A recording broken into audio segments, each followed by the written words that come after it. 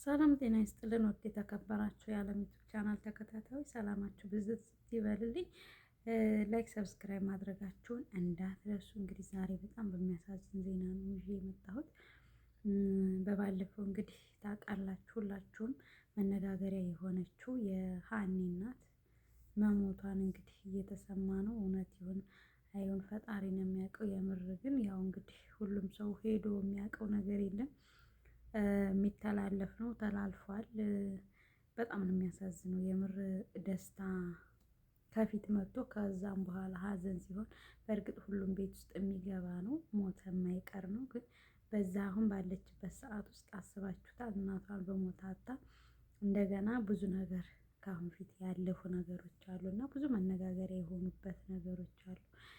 በነገራችን ላይ እኔ አንዳንድ ጊዜ ደስታን በጣም የምጠላው ከኋላ ይዞት የሚመጣውን ሀዘን ፍራቻ ነው እና በጣም ነው የሚያስፈራኝ። በቃ እንደ ደስታ የምፈራው ነገር የለም። በብዛት ደስታ በጣም ያስፈራኛል እና ሀዘን ይዞ እንደሚመጣ ስለምገነዘብ ይሁን አላውቅም።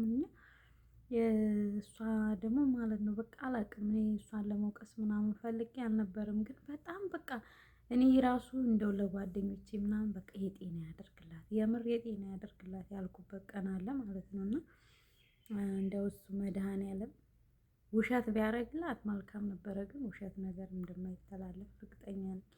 ለምን መቼም ሰው በእናት አይጨክንም፣ እናትን ሞተች ብሎ እንደማያስተላልፉ እርግጥ ነው። እና እንግዲህ ምን ማድረግ ይቻላል? አታምጣ ስለው አምጥቶ ቆለለኝ ነው የሚባለው እና ይሄንን ነገር አምጥቶባታል። እንግዲህ መቼ ያውንና ብርታቱን ይስጣት። አንዳንድ ጊዜ በቃ እዩኝ እዩኝ እዩኝ ማለት በጣም ነው የሚያስጠላው። እንደዚህ አይነት ነገር ሲመጣባችሁ እዩኝ እዩኝ ብላችሁ በሀዘን ኩርምት ስትሉ በጣም ነው የሚያናድደው እና በጣም ነው የሚያስጠላው።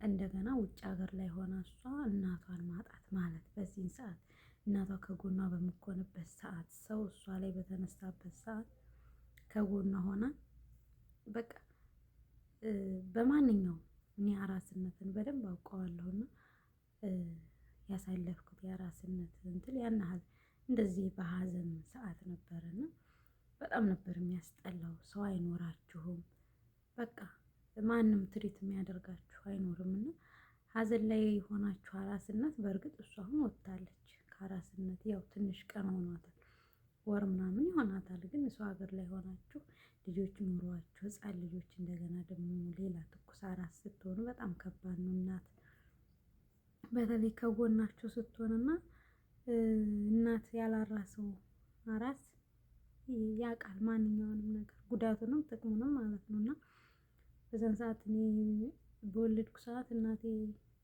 እንደዚህ ሀዘን ላይ ነበርን እና ያን ያህል በቃ ትኩረት ሁሉም ሰው ሀዘኑ ላይ ስለነበረ እኔን ያን ያህል ግን በጣም ነበር የሚሰማኝ። የእውነት በጣም ነው።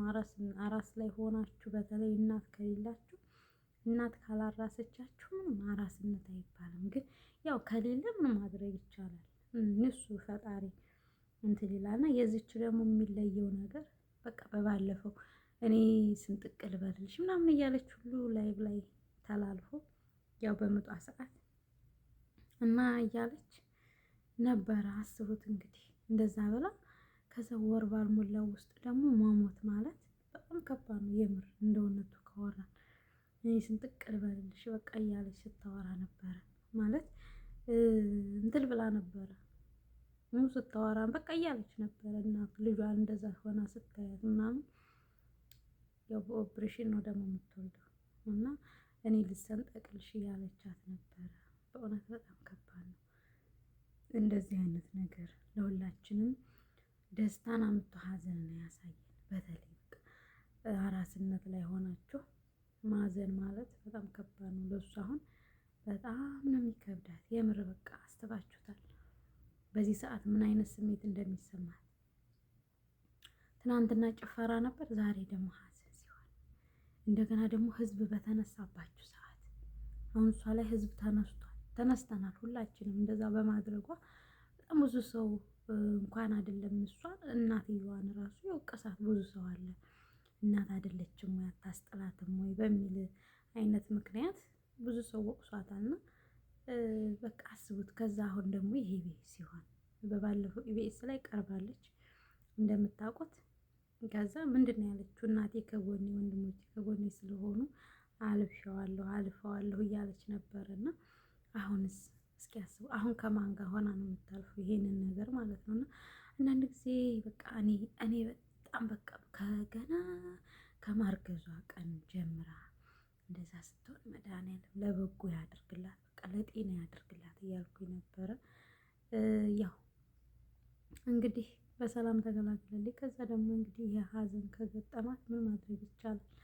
አታምጣው ነው አይደል የሚባለው። እና ላይችል አይሰጥም። መድኃኒዓለም የምር ነፍሷን ይማርልሽ ለእናትሽ፣ ለአንቺ መጽናናቱን ይስጥሽ። ግን አንዳንድ ጊዜ ሰከን ማለት አለብን በነገሮች ላይ ያን ያህል እንትን ማለታችን ለእኛ በኋላ ዋጋ ነው የሚያስከፍለን። በእርግጥ እንደዛ ስለሆንሽ አይደለም እናሽን ያጣሻት።